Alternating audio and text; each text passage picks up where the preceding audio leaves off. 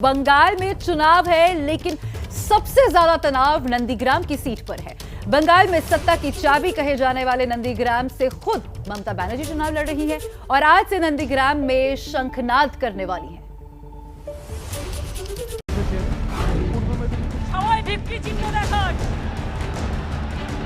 भारत माता की।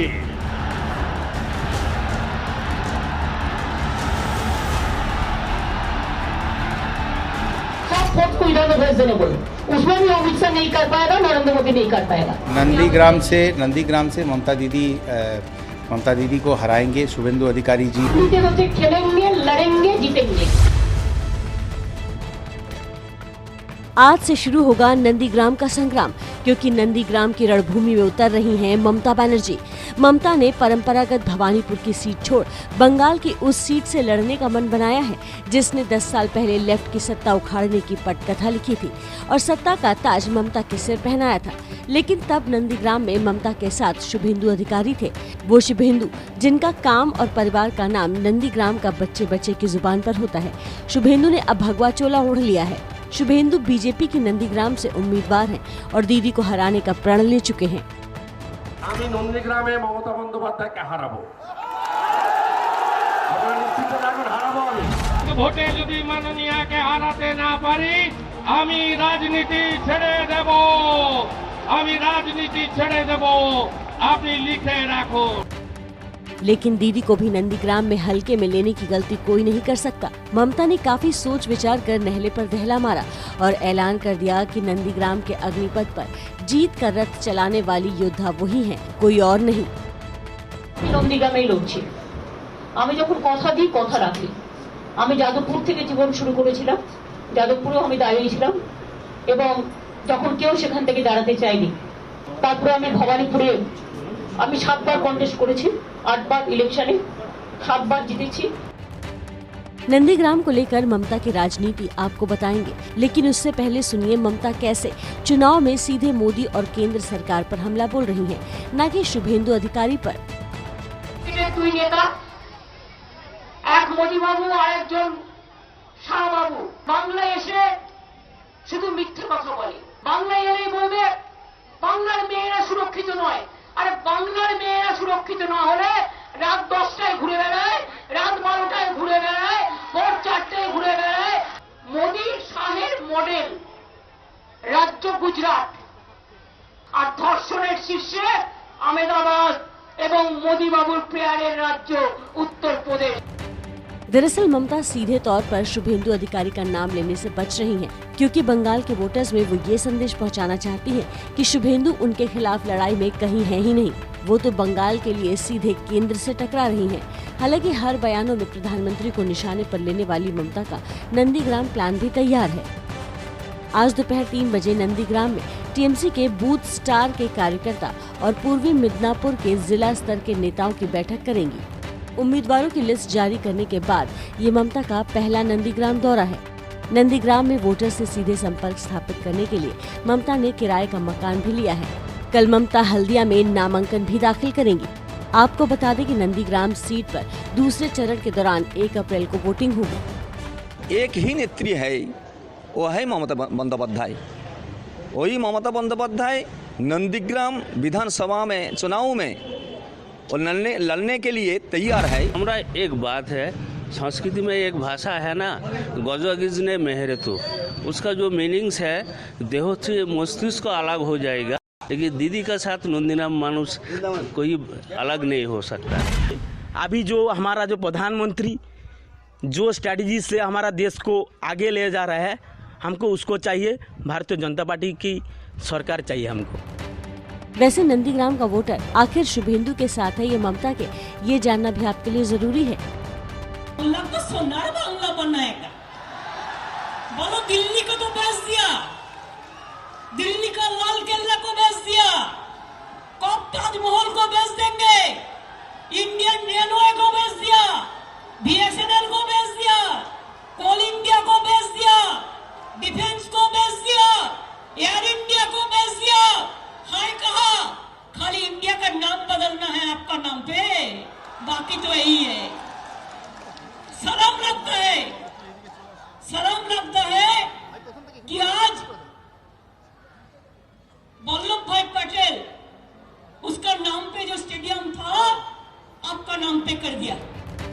नंदीग्राम का वोटर फिलहाल बटा हुआ है, लेकिन टीएमसी का खेमा नंदीग्राम में ममता के उतरने को मास्टर स्ट्रोक मान रहा है। टीएमसी को लगता है कि नंदीग्राम का संदेश पूरे राज्य में जाएगा और ममता हैट्रिक लगाकर इतिहास रचेंगी। जो टीएमसी वो थे टीएमसी में, और जो भी वो बोले बीजेपी के अगेंस्ट में, उसको थोड़ा सोचे वो कि क्या बोले हैं। एक मुंह से अगर बात विभिन्न तरह का निकलेगा तो उसको कोई विश्वास नहीं करता। इसे क्रेडिबिलिटी लेकर भी एक क्वेश्चन है ना। किराए के मकान और विश्वास पात्र कैडर की बदौलत ममता बंगाल में इतिहास रचना चाहती हैं, लेकिन बीजेपी को भी भरोसा है कि वो इस बार न सिर्फ पहली बार बंगाल में भगवा झंडा लहराएगी, कोलकाता से लेकर दिल्ली तक ममता को हराने की भविष्यवाणी की जा रही है। जब हौसला बना लिया ऊंची उड़ान का, तब देखना फजूल है कद आसमान का। तो जब हौसला जो है वो नंदीग्राम में शिकस्त देने का, परास्त करने का ममता जी को बनाया, और परास्त होने का विषय ये नहीं है। विषय ये है कि नंदीग्राम की जिस ज़मीन से उन्होंने अपनी राजनीतिक पारी शुरू की, या एक तरह से जिस तरह जिन्होंने उन्हें इतना बड़ा राजनीतिक कद दिया, उसको वो भूल गई थी। इनकम जनरेशन के लिए काम नहीं किया, लोगों को उनका रोटी रोजगार मिले उस पर भी कोई काम नहीं हुआ। उसका जो सारा नुकसान है वो नंदीग्राम के रूप में आपके सामने आने वाला है, और शुभेंदु अधिकारी को मेरी शुभकामनाएं कि वो ये चुनाव जरूर जीतेंगे। यही नहीं, खुद प्रधानमंत्री नरेंद्र मोदी भी ब्रिगेड ग्राउंड परेड में भारी भीड़ के सामने ममता को हराने का ऐलान अपने ही अंदाज में कर चुके हैं। तब आप गिरी नहीं, जब आपकी स्कूटी भवानीपुर जाने के बाद बदल नंदीग्राम की तरफ मुड़ गई।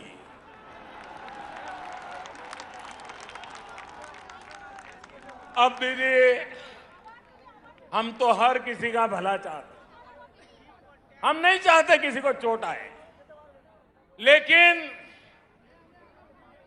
जब स्कूटी ने नंदीग्राम में गिरना तय किया है तो हम क्या करें। लेकिन ममता के विरोधी भी जानते हैं कि उनका जुनून और जिद ही है जिसकी वजह से उन्होंने सालों से चली आ रही लेफ्ट की सत्ता को उखाड़ फेंका, और इस वक्त वो बंगाल की गली गली, चौराहे चौराहे केंद्र की नीतियों के विरोध में रोड शो कर रही हैं और लगातार लोकसभा चुनाव में अपने छिटके वोटर्स को बटोरने की कोशिश में जुटी हैं।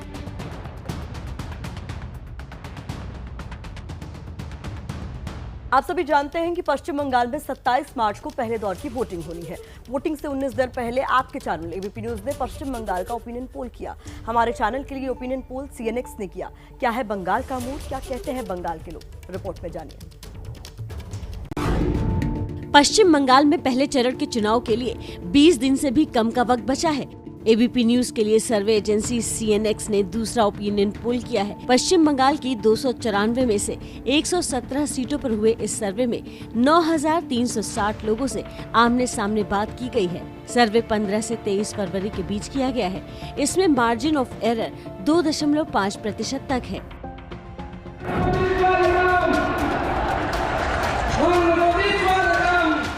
बंगाल के चुनाव में पीएम मोदी शंखनाद कर चुके हैं। ममता लगातार केंद्र सरकार पर हमला बोल रही हैं। लेफ्ट और कांग्रेस भी अपने खोए वोटों को वापस हासिल करने के लिए जद्दोजहद में जुटे हैं। ऐसे में सवाल है कि अगर आज वोटिंग हो तो किसको कितनी सीटें मिलेंगी। सर्वे के अनुसार ममता सरकार पश्चिम बंगाल में हैट्रिक बना सकती है।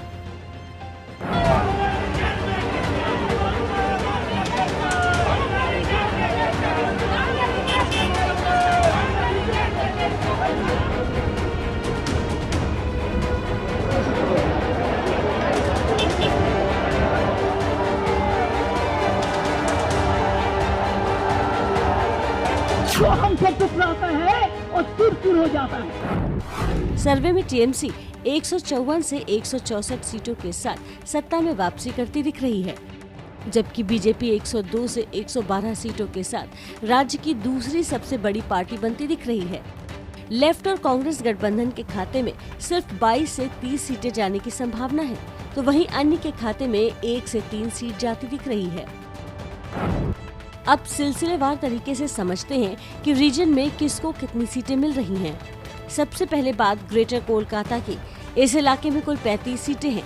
सर्वे के मुताबिक टीएमसी को यहाँ 21 से 27 सीटें मिल रही हैं। बीजेपी को 8 से 14 सीटें मिल रही हैं। लेफ्ट कांग्रेस गठबंधन का यहाँ खाता खुलता भी नहीं दिख रहा है। अन्य भी यहाँ कोई कमाल नहीं दिखा रहे हैं, यानी उनके खाते में भी कोई सीट नजर नहीं आ रही है। बात उत्तर बंगाल की करें तो यहाँ 56 सीटें हैं। यहाँ टीएमसी को 12 से 18 सीटें मिल सकती हैं। बीजेपी को इस इलाके में बड़ी बढ़त दिख रही है, उसे 29 से 35 सीटें मिल सकती हैं। लेफ्ट और कांग्रेस के गठबंधन को 5 से 9 सीटें मिलने की उम्मीद है, जबकि अन्य के खाते में 1 से 3 सीट जा सकती है। बात दक्षिण पूर्व बंगाल की करें तो यहाँ 84 सीटें हैं। इस इलाके में टीएमसी को 54 से 60 सीटें मिलने की उम्मीद है, जबकि बीजेपी को 7 से 13 सीटें मिल सकती हैं। लेफ्ट और कांग्रेस गठबंधन के खाते में 14 से 20 सीट जाने की संभावना है। अन्य का यहाँ खाता भी खुलता नजर नहीं आ रहा है। दक्षिण पश्चिम बंगाल में सबसे ज्यादा 119 सीटें हैं। यहाँ टीएमसी के खाते में 60 से 66 सीटें आने की उम्मीद है। बीजेपी भी यहाँ जबरदस्त टक्कर दे रही है, उसे 51 से 57 सीट मिलने की उम्मीद है। लेफ्ट कांग्रेस गठबंधन के हिस्से में इस इलाके में सिर्फ 1 से 3 सीटें आने की उम्मीद है, जबकि इस इलाके में अन्य को एक भी सीट मिलने की उम्मीद नहीं है। सिर्फ सीटें ही नहीं बल्कि वोट शेयर में भी अंतर साफ देखा जा सकता है। टीएमसी को 42%, बीजेपी को 34%, लेफ्ट कांग्रेस गठबंधन को 19%, अन्य के खाते में 5% वोट सर्वे में जा रहे हैं। यहाँ ध्यान देने वाली बात यह है कि बंगाल में 8 चरणों में वोट डलने हैं। बीजेपी के तमाम बड़े नेताओं की रैलियों का लंबा कार्यक्रम है, लेकिन सीएनएक्स के इस सर्वे के मुताबिक ये साफ है कि अगर आज वोटिंग हुई तो बीजेपी विधानसभा में धाक के साथ विपक्ष की कुर्सियों पर तो कब्जा जमाएगी, लेकिन हैट्रिक ममता ही लगाएंगी।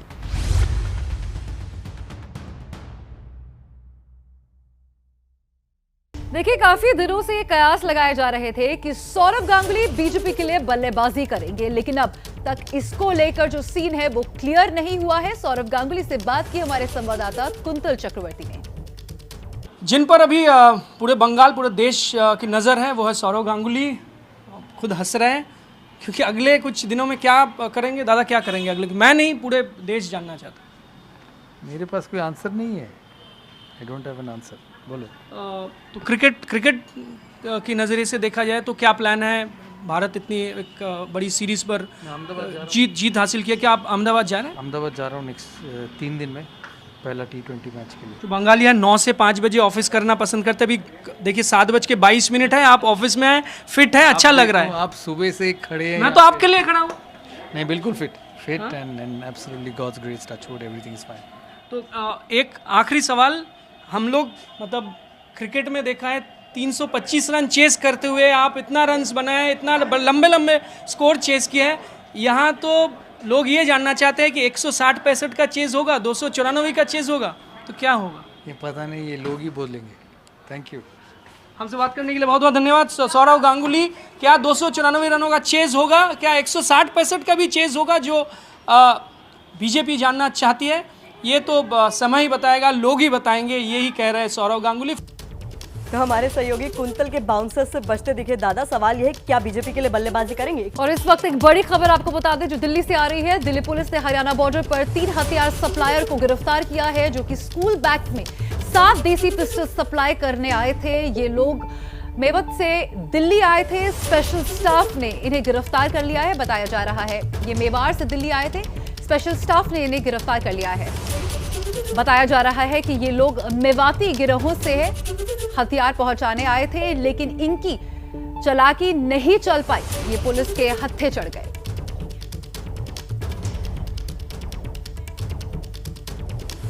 कोलकाता में रेलवे की इमारत में भीषण आग लग गई। हादसे में 9 लोगों की मौत हो गई। आग की डराने वाली लपटें उठ रही हैं।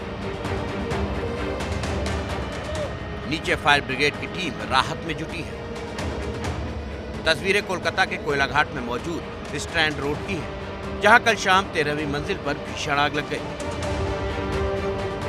हादसे में फायर ब्रिगेड के 4 कर्मचारी, आरपीएफ के 2 जवान और 1 पुलिसकर्मी समेत 9 लोगों की जान चली गई। 4 फायर फाइटर है, फायर डिपार्टमेंट का लोग है, 1 पुलिस का है, 1 आरपीएफ का है और 1 उसका परिचय कुछ मिला नहीं है। खुद मुख्यमंत्री ममता बनर्जी ने मौके पर पहुंचकर हालात का जायजा लिया। ममता ने मृतकों के परिजनों के लिए 10-10 लाख रुपए मुआवजा और सरकारी नौकरी का ऐलान किया है। आग से ईस्टर्न रेलवे के रिजर्वेशन से जुड़े दस्तावेजों को भी भारी नुकसान पहुंचा है। हमारे जो PRS और UTS के सर्वर लगे हुए हैं सेकंड फ्लोर में, ये PRS जो है ये 6 पूरे ईस्टर्न सेक्टर को यहाँ पे रिजर्वेशन होता है। 6 जोनल रेलवेज जो यहाँ पे उसमें होता है, तो वो सर्विसेज हमारी आज अफेक्ट हुई हैं। पूरी घटना पर रेलवे मंत्री पीयूष गोयल ने भी दुख जताया है। रेलवे ने आग लगने के कारणों की जांच के आदेश दे दिए हैं। चुनाव ऐलान के बाद आज पहली बार ममता बनर्जी नंदीग्राम जा रही हैं, जहां वो अपने ही पुराने साथी शुभेंदु के खिलाफ चुनावी रण की शुरुआत करेंगे। बंगाल में टीएमसी के उम्मीदवारों के ऐलान के बाद ममता बनर्जी का आज पहला नंदीग्राम दौरा होगा। दोपहर 3 बजे ममता नंदीग्राम में बूथ स्तर के कार्यकर्ताओं से मुलाकात करेंगी। इसके बाद पूर्वी मिदनापुर के जिला स्तर के नेताओं के साथ भी बैठक करेंगी। ममता बनर्जी कल यानी 10 मार्च को हल्दिया में अपना नामांकन भरेंगी। इस सीट पर पूरी ताकत लगाने के लिए ममता ने नंदीग्राम में किराए का मकान भी ले लिया और वहां वो कभी कभी रुकेंगी और वहीं से चुनाव प्रचार भी करेंगी। नंदीग्राम सीट पर दूसरे चरण में 1 अप्रैल को वोटिंग होनी है। नंदीग्राम सीट पर ममता का मुकाबला टीएमसी छोड़कर बीजेपी में शामिल हुए और कभी उनके खास रहे शुभेंदु अधिकारी से है। अब तक टीएमसी के लिए चुनाव लड़ने वाले शुभेंदु नंदीग्राम में मुख्य मुकाबला शुभेंदु अधिकारी और ममता बनर्जी के बीच ही है। আমি নন্দীগ্রামে মমতা বন্দ্যোপাধ্যায়কে হারাবো। নন্দীগ্রামেই লড়ছি। আমি যখন কথা দিই কথা রাখি। আমি যাদবপুর থেকে জীবন শুরু করেছিলাম, যাদবপুরেও আমি দাঁড়িয়েছিলাম এবং যখন কেউ সেখান থেকে দাঁড়াতে চায়নি, তারপরে আমি ভবানীপুরে আমি 7 বার কন্টেস্ট করেছি, 8 বার ইলেকশনে 7 বার জিতেছি। और देखिए, बंगाल में दीदी की लड़ाई दादा से हो गई। ये दादा कोई और नहीं, ये सौरभ गांगुली नहीं है। बीजेपी का नया पोस्टर देखिए और पूरी खबर समझिए। वोट फॉर मोदी दादा। बंगाल चुनाव के लिए बीजेपी का ये नया पोस्टर है। बंगाल में ममता बनर्जी को टीएमसी के नेता और कार्यकर्ता ममता दीदी कहकर बुलाते हैं। उसी की टक्कर में बीजेपी की तरफ से मोदी को दादा बताने वाला ये पोस्टर जारी हुआ है, जिसमें मोदी को दादा यानी बड़ा भाई बताते हुए वोट मांगे गए हैं। हालांकि अब ममता खुद को बंगाल की बेटी बताकर जनता से वोट मांग रही हैं। पीएम मोदी की रविवार को ब्रिगेड मैदान में होने वाली रैली से पहले पूरे कोलकाता को इन्हीं सैकड़ों पोस्टरों और होर्डिंगों से पाट दिया गया था, जिन पर लिखा था बंगाल को सिर्फ अपनी बेटी की जरूरत है और किसी की नहीं। हालांकि बीजेपी ने ममता के इस पोस्टर के जवाब में अपनी 9 महिला नेताओं के पोस्टर जारी करके कहा था कि बंगाल की असली बेटियां ये हैं। टीएमसी का आज भी एक नया चुनावी पोस्टर जारी होने की खबरें हैं। हालांकि अभी ये तय नहीं है कि आज जारी होगा या नहीं। जाहिर है इस पोस्टर की थीम भी ममता के दीदी या बेटी अवतार के आसपास ही रहने वाली है। अब देखिए ना, उधर ममता का खेमा लगातार खाली होता जा रहा है। ममता बनर्जी ने टिकट काटा तो नेता निकल गए नए पार्टी के साथ सफर। ममता बनर्जी ने 5 विधायकों का टिकट काटा और उसके कुछ ही घंटों बाद ये सभी विधायक बीजेपी में शामिल हो गए। इन 5 विधायकों को बंगाल बीजेपी अध्यक्ष दिलीप घोष ने पार्टी की सदस्यता दिलाई। हालांकि अभी ये तय नहीं है कि ममता के इन बागी विधायकों को बीजेपी भी इन चुनावों में टिकट देगी। उधर मालदा जिले के हबीबपुर में टीएमसी नेता सरला मुर्मू ने भी टिकट काटने की वजह से बीजेपी का दामन थाम लिया है। टीएमसी ने हबीबपुर से पहले सरला मुर्मू को ही उम्मीदवार बनाया था, लेकिन सोमवार की सुबह ही उनकी जगह प्रदीप बास्की को टिकट दे दिया। सरला मुर्मू मालदा जिला परिषद की भी अध्यक्ष थी। उनकी बगावत के बाद जिला परिषद पर भी अब बीजेपी का कब्जा हो गया है। मालदा जिला परिषद के सभापति गौर चंद्र मंडल और 15 अन्य सदस्य भी बीजेपी में शामिल हो गए हैं। और अब बात बिहार की कर लेते हैं। देखिए, बिहार में चुनाव नहीं होने के बावजूद संग्राम जारी है। नीतीश कुमार सदन के अंदर ही आग बबूला हो गए, लेकिन क्यों और किस पर, देखिए। अरे भाई, हम बोल रहे हैं, बीच में बोलिएगा क्या? गुस्से में आग बबूला बिहार के मुख्यमंत्री नीतीश कुमार की ऐसी तस्वीरें आपने कम ही देखी होंगी। ये तस्वीरें बिहार विधान परिषद के अंदर की हैं, जहां नीतीश नियमों की जानकारी नहीं होने की बात कहकर आरजेडी के एमएलसी सुबोध राय पर भड़क गए। ये भी कोई तरीका है? आप सुनोगे नहीं कोई? दरअसल आरजेडी के एमएलसी मोहम्मद फारूक ने खराब सड़कों को लेकर सवाल किया। ग्रामीण कार्य मंत्री जयंत राज के जवाब देने के दौरान ही सुबोध राय भी पूरक सवाल पूछने खड़े हो गए, तो नीतीश आउट ऑफ कंट्रोल हो गए। प्रश्न पूछा इन्होंने, उनका क्वेश्चन है, उन्होंने सप्लीमेंट्री पूछा। विधान परिषद से बाहर निकलने के बाद सुबोध राय ने नीतीश के गुस्से को उनकी उम्र से जोड़ दिया। देखिए, उम्र के पड़ाव पर है सीएम, अभी उम्र का जो पड़ाव होता है ना उस पर है। चुनाव प्रचार के दौरान से ही नीतीश कई बार गुस्से में नजर आ चुके हैं। वजह जो भी हो, हाल के दिनों में नीतीश कई बार आपे से बाहर हो चुके हैं। अब बात कर लेते हैं उत्तराखंड की। उत्तराखंड की राजनीति में शुरू हुई उठापटक खत्म होने का नाम ही नहीं ले रहे। सीएम त्रिवेंद्र सिंह की कुर्सी बनी रहेगी या जाएगी, इस पर अब भी सस्पेंस बरकरार है।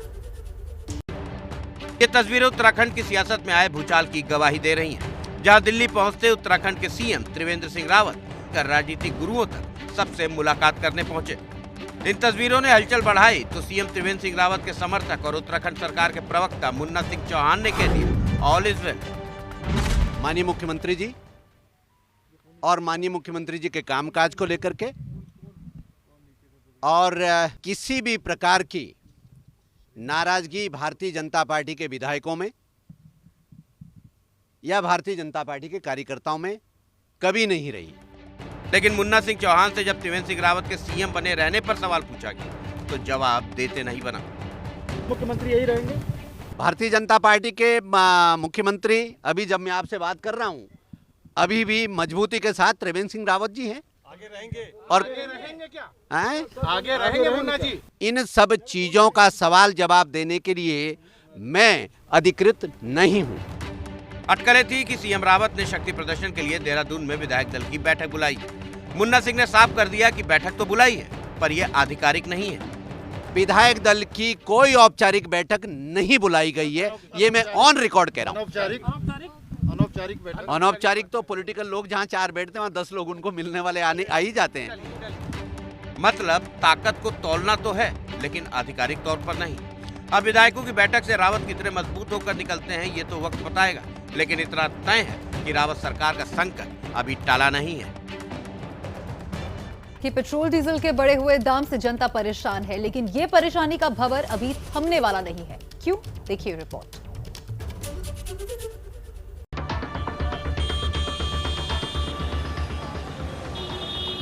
यूसी मुंबई की तस्वीरें हैं जो महामारी की पहली लहर में कोरोना कैपिटल बनकर सामने आई थी। कोरोना से सबसे ज्यादा नुकसान मुंबई में ही हुआ था। एक बार फिर मुंबई कोरोना लहर की चपेट में है। ये मुंबई के अंधेरी वेस्ट इलाके की तस्वीरें हैं, जहां एक हफ्ते से रोजाना 100 से ज्यादा केस सामने आ रहे हैं, लेकिन उसके बाद भी लोग यहां बिना मास्क पहने नजर आ रहे हैं। को तस्वीरें हम दिखाएंगे कि यहाँ पर किस तरीके से लोगों की भीड़ आपको नजर आएगी। बस में चढ़ने के लिए ना आपको किसी तरीके की सामाजिक दूरी का पालन करते हुए कोई नजर आएगा, ना ही यहाँ पर कोई अपने सुरक्षा का ध्यान दे रहा है। वहीं दूसरी तरफ सरकार का कहना है कि कोरोना रोकने के लिए सख्त कदम उठाए जा रहे हैं। आने वाले टाइम पे अगर इसी तरीके से केस हुआ तो हो सकता है कि रातों में जो कर्फ्यू है या इस तरीके के जो बड़े एस्टेब्लिशमेंट है जहाँ गर्दी ज्यादा होती है उसके ऊपर पहली बंदी ला सकते हैं। महाराष्ट्र के विंटर कैपिटल नागपुर में भी कोरोना फिर से डरा रहा है। नागपुर में पिछले 7 दिनों में कोरोना के 7,941 केस सामने आए हैं। नागपुर समेत पूरे विदर्भ में कोरोना के मामले लगातार बढ़ रहे हैं। अमरावती, अकोला, वर्धा, चंद्रपुर, यवतमाल, बुल्ढाना और भंडारा में कोरोना के बढ़ते मामलों की वजह से प्रशासन की तरफ से लगाई जा रही सख्ती जारी है। महाराष्ट्र में कोरोना की रफ्तार ने एक बार फिर पूरे देश के लिए डर पैदा कर दिया है। तो महाराष्ट्र के लोग ये समझ लें कि अगर वो संपूर्ण लॉकडाउन नहीं चाहते हैं तो उन्हें सावधानी बरतनी होगी, क्योंकि सावधानी ही सुरक्षा है। अब बात किसान आंदोलन की। जब से किसान आंदोलन शुरू हुआ है, हरियाणा के पूर्व सीएम और कांग्रेस नेता भूपेंद्र सिंह हुड्डा एक्टिव नजर आ रहे हैं। सोमवार को एक बार फिर हुड्डा ने ऐसा कुछ किया कि वो सुर्खियों में आ गए। ट्रैक्टर की ड्राइविंग सीट पर हरियाणा के पूर्व मुख्यमंत्री भूपेंद्र सिंह हुड्डा बैठे हुए हैं और उनके ट्रैक्टर को रस्सी से खींचा जा रहा है। ऐसा नहीं है कि हुड्डा के ट्रैक्टर का तेल खत्म हो गया, बल्कि ये तो विरोध की गाड़ी को रफ्तार देने का तरीका है। दरअसल बढ़े हुए पेट्रोल डीजल के दाम और किसानों के मुद्दे पर विरोध जताने के लिए हुड्डा सोमवार को ट्रैक्टर से विधानसभा पहुंच गए। डीजल का, पेट्रोल का इतना भाव बढ़ गया है, किसान की आमदनी घट गई और महंगाई इतनी बढ़ गई, गरीब आदमी कमर तोड़ दी, आम आदमी कमर तोड़ दी। कम से कम हरियाणा सरकार को वैट तुरंत वापस लेना चाहिए। पेट्रोल डीजल के दाम को लेकर विपक्ष देश भर में लगातार प्रदर्शन कर रहा है। हरियाणा में कृषि कानूनों को लेकर भी खट्टर सरकार का विरोध लगातार जारी है। नमस्ते भारत पे इस वक्त की बड़ी खबर जान लीजिए। कोलकाता में बीती रात हुए भीषण अग्निकांड के मृतकों के लिए पीएम नरेंद्र मोदी ने पीएम नेशनल रिलीफ फंड से मृतकों के परिजनों को 2-2 लाख रुपए के मुआवजे देने का ऐलान किया है। कल शाम एक बहुमंजिला इमारत में आग लगने से 9 लोगों की दुखद मौत हो गई थी। इसके बाद अब ये ऐलान किया गया है पीएम कोष से, जो कि राहत कोष है, उससे मृतकों के परिजनों को 2-2 लाख रुपए का मुआवजा दिया जाएगा। इससे पहले हमने आपको खबर दी थी कि कल जब ये हादसा हुआ तो पश्चिम बंगाल की मुख्यमंत्री ममता बनर्जी भी मौके पर पहुंची थी। अब खबर दिल्ली से। दिल्ली सरकार का आज बजट पेश होने वाला है। कोरोना काल का ये बजट कितना अलग होगा, जानिए इस रिपोर्ट। डिप्टी सीएम और वित्त मंत्री मनीष सिसोदिया आज दोपहर 12:15 बजे दिल्ली का ई बजट पेश करेंगे। कोरोना काल की वजह से ये बजट कई मायनों में अलग रहने वाला है। जानकारी के मुताबिक ये दिल्ली का अब तक का सबसे बड़ा बजट रहने वाला है। इस साल दिल्ली का बजट 65,000 करोड़ रुपए से ज्यादा का हो सकता है। कोरोना की वजह से मनीष सिसोदिया पेपर की जगह टैब से बजट पढ़ेंगे और बाकी सदस्यों को भी बजट के लिए टैब मिलेगा। सूत्रों के मुताबिक कोरोना की मुफ्त वैक्सीन के साथ साथ सरकार 2047 तक दिल्ली में प्रति व्यक्ति आय सिंगापुर के बराबर करने का मास्टर प्लान भी पेश कर सकती है। बजट के बाद दोपहर करीब 2 बजे CM Arvind Kejriwal press conference भी करेंगे। संसद के दोनों सदनों में आज भी हंगामे के आसार है। तेल के दामों को लेकर सोमवार को सदन में काफी हंगामा हुआ। इसी बीच पेट्रोलियम मंत्री धर्मेंद्र प्रधान ने बताया कि पेट्रोल कंपनियां लगातार मुआवजा कमा रही हैं।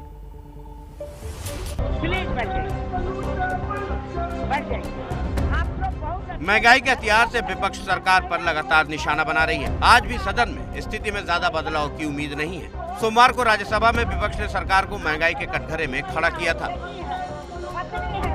इस पेट्रोल, डीजल, गैस की महंगाई की वजह से हर चीज महंगी हो रही है।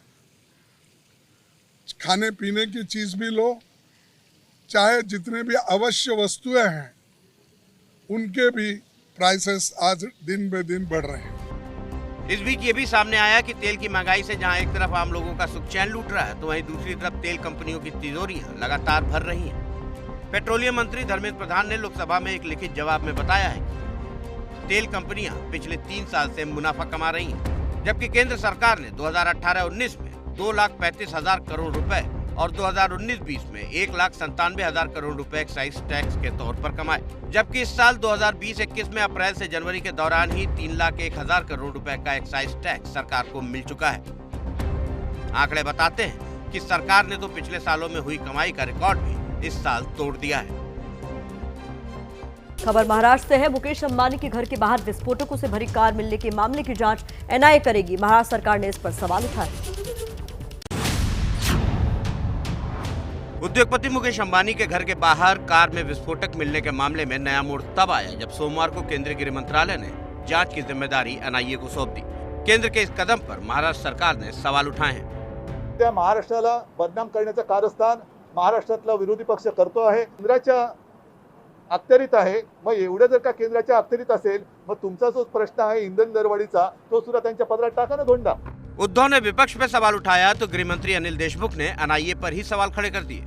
6.5-7 महीने पहले जो सुशांत सिंह के केस का इन्वेस्टिगेशन सीबीआई ने लिया था, 7 महीना हो गया, उसके बारे में अभी तो बता नहीं पाए कि वो हत्या है या आत्महत्या है। स्कॉर्पियो मामले में इस सियासी रस्साकशी के बीच एटीएस ने एक ताजा खुलासा किया है। सीसीटीवी की जांच के बाद एटीएस ने बताया कि कार का ड्राइवर दोबारा उस जगह पर आया था। हालांकि पीपीई किट पहने होने के कारण उस ड्राइवर की पहचान अभी तक नहीं हो सकी है। इस पूरे मामले में नया मोड़ तब आ गया जब कार के मालिक मनसुख का शव संदिग्ध परिस्थितियों में 2 दिन पहले बरामद हुआ। इस मामले में एटीएस ने अज्ञात शख्स के खिलाफ हत्या का केस दर्ज कर लिया है। एआईएमआईएम प्रमुख ओवैसी और यूपी के सीएम योगी आदित्यनाथ एक बार फिर से आमने सामने आ गए हैं। अब किस बात पर हुआ दोनों में ये विवाद, देखिए इस रिपोर्ट के अंदर। असदुद्दीन ओवैसी और सीएम योगी के बीच ताजा तकरार सेक्युलरिज्म को लेकर शुरू हो गई है। हैदराबाद में प्रेस कॉन्फ्रेंस करते हुए असदुद्दीन ओवैसी ने पीएम मोदी और सीएम योगी दोनों को आड़े हाथों लिया। ये पेट्रोल की कीमत बढ़ रही है, डीजल की बढ़ गई, एलपीजी बढ़ गया है, पूरी महिलाएं परेशान है, तो सेक्युलरिज्म की वजह से जिस संविधान के नाम पर आप ओथ लेते हैं, जिस पर आप प्रधानमंत्री मुख्यमंत्री बनते, आप उसी की धज्जियां उड़ा रहे हैं। बेसिक स्ट्रक्चर का हिस्सा है सेक्युलरिज्म। और एक भारत की सबसे बड़ी स्टेट का चीफ मिनिस्टर इस तरह की वाहियात बात करता है और बीजेपी खामोश बैठी है। अब जानिए ओवैसी आखिर भड़के हुए क्यों हैं। दरअसल शनिवार को रामायण विश्व महाकोश के कार्यक्रम में सीएम योगी ने कहा था कि भारत की संस्कृति को वैश्विक मंच पर लाने में सेक्युलरिज्म सबसे बड़ा खतरा है। ये सेक्युलरिज्म जो शब्द है, ये सबसे बड़ा खतरा है भारत की इन समृद्ध परंपराओं को आगे बढ़ाने और वैश्विक मंच पर उसे एक स्थान मिल सके वहां पर प्रस्तुत करने में। इसी बयान के बाद ओवैसी पीएम मोदी और योगी पर संविधान की धज्जियां उड़ाने का आरोप लगाकर बरस पड़े। बात कर लेते हैं जम्मू कश्मीर की, जहां अवैध रूप से रह रहे बांग्लादेश और म्यांमार के नागरिकों के खिलाफ पुलिस का एक्शन जारी है। इसको लेकर बीजेपी और नेशनल कॉन्फ्रेंस में टकराव भी शुरू हो गया है। जम्मू में अवैध रूप से रह रहे रोहिंग्याओं के खिलाफ एक्शन शुरू होते ही बस्तियों में सन्नाटा पसरा है। शनिवार को 150 से ज्यादा रोहिंग्या नागरिकों को पुलिस ने पकड़कर कठुआ डिटेंशन सेंटर भेज दिया। रोहिंग्या युवक म्यांमार में खराब हालात का हवाला देकर मानवता के आधार पर पूरे मामले को देखने की अपील कर रहे हैं। We need protection not detention, इस तरह की मांग यहाँ उठ रही है। वी आर मैंडेट रिफ्यूजीज, यानी कि हमें यूएन की तरफ से जो मैंडेट है, चार्टर है, उसके तहत हम रिफ्यूजी हैं। रोहिंग्याओं को वापस भेजे जाने को लेकर अब राजनीति भी शुरू हो गई है। यूनाइटेड नेशंस का एक रेफ्यूजीज का चार्टर है, गवर्नमेंट ऑफ इंडिया ने भी उस चार्टर पर दस्तखत किया है। हमें उस चार्टर को कबूल करना चाहिए और इंसानियत के तरीके से बिहेव करना। 10 स्टेट्स पार करके वो जम्मू कश्मीर में ही क्यों आते हैं, इस पर भी चिंता करना जरूरी। भारत कोई धर्मशाला नहीं है कि जहाँ जो भी आकर के जब मर्जी, और खास करके इन लोगों की जो गतिविधियाँ रही हैं उससे संदिग्ध इनको पाया गया है, तो उससे ज़रूरी है कि इनको डिपोर्ट करना। गृह मंत्रालय के आदेश के बाद रोहिंग्याओं को वापस भेजने के लिए पुलिस दस्तावेजों की जांच में जुटी हुई है। ब्रिटिश संसद में किसान आंदोलन पर चर्चा के दौरान ब्रिटेन के minister of state for Asia Nigel Adams ने कहा है कि कृषि सुधार कानून भारत का अंदरूनी मामला है। भारत में सुरक्षा एजेंसियों को वहां कानून व्यवस्था बनाए रखने का पूरा हक है। ब्रिटिश संसद में हुई चर्चा के दौरान आंदोलन के गलत तथ्य रखे गए थे, जिस पर भारत ने कड़ा ऐतराज भी जाहिर किया था। न पाबंदी हो न कोई हद हो तो बस खुद बनाई सरहद हो। ये मुहिम है परतों में छिपे हर सच की तलाश की, सियासत पर रखी पैनी नजर और आंख की, खबरों की दुनिया में एक जिम्मेदार आवाज की, जुर्म और जुल्म के खिलाफ हर बेबस के लिए इंसाफ की। जब कोई हद नहीं इंसानियत के लिए जज्बात की, जब कोई हद नहीं खुशियों और ख्वाब की, तब कोई हद क्यों हो नए नजरिए और बदलाव की। तोड़ के हदों के ताले नए सपनों को पाले, बांधे सबको एक धागे, आपको रखे आगे एबीपी न्यूज।